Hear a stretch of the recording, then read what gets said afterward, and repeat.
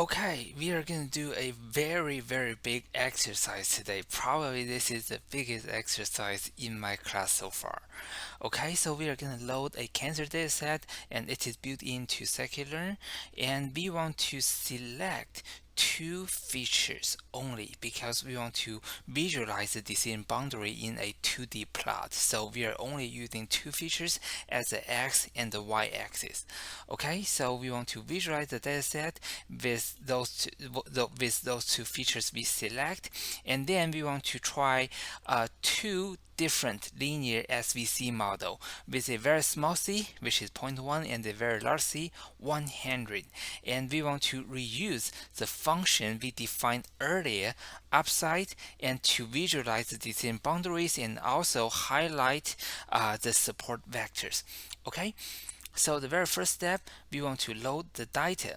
And after we load the data, and there is a lot of the informations, so feel free to run this cell and it will give you a bunch of information about this dataset.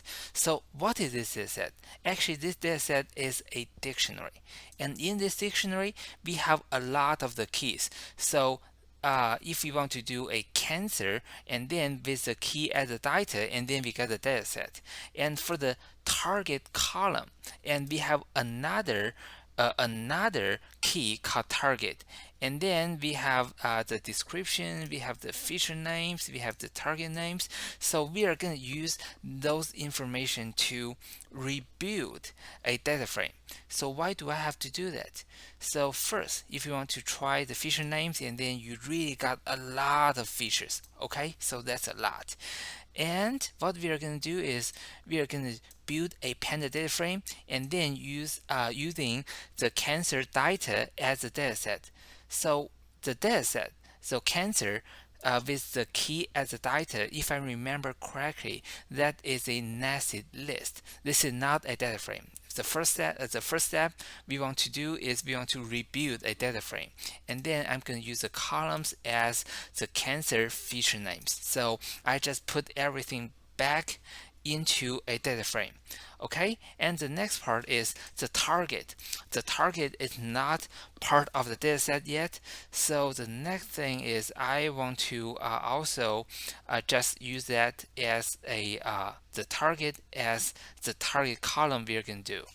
And the next thing I'm going to try to do is I want to select the two best features to do a 2D plot. And you may ask, how do I do that? And there's a cool thing called RFE, and that is for recursive feature elimination.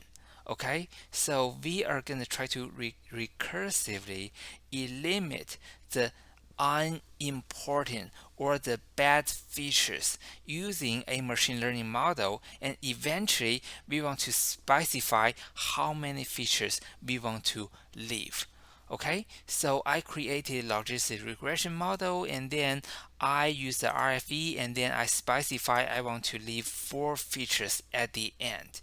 So I'm going to use the RFE to train the data using the dataset, and eventually I want to do I'm printing the support, I'm printing the ranking, and then I also want to do the RFE support, and then okay, that should be 4. So showing the 4 features we have left at the very end. So, and as you can see, and there should be 4 truths in this case. So I see true here, a true here, and 2 truths here. And those are the 4 truths corresponding to all the features. And if we want to know what are the top features, and those are the top 4 features I have found in the dataset, and they are the top 4 important features in this dataset. Okay, so and I decided that I want to use the worst radius and the worst concavity. And if I want to only select the 2 columns, and you will see the scales of those 2 columns, they are very different to each other. So, and then you want to continue from here, and you want to use only those 2 features, and you definitely want to create the standard scalar, And well, the first thing I did was I tried to put those two features and the target column together and put that into a new data frame. And after that, how do we get the worst radius value for the record with the target equals 0? So I want to select only the rows with the target equals 0, and then I only for those samples I only want to keep the worst radius. So how do you do that? And my hint is, remember in the data science 501 and 502 we talk about a concept called mask, and that is a theory of 0 or 1, or a series of true and false. Okay, so and after that, eventually we want to do this kind of plot first. So I'm using the worst radius and worst concavity as the x and y axis, and I'm just using the original scale of those two features for now, and I'm plotting a scatter plot, or two scatter plots overlap on each other. Okay, so the next thing, I want to train a pipeline of the SVM model and with the C very high. And after that, remember we have to convert the scale back to the original scales of the x and y axis, and we want to do a plot like this. And the next part, you want to try another SVM with a different C value and then try to plot that again. So what you should be able to find is, well, for this one, well, since we are using a very small c, so we have a wider margin, and the next one we use a very large c, so we have a narrow margin. Okay, so go ahead and try to code those two parts, and I will go through my solutions in the next video.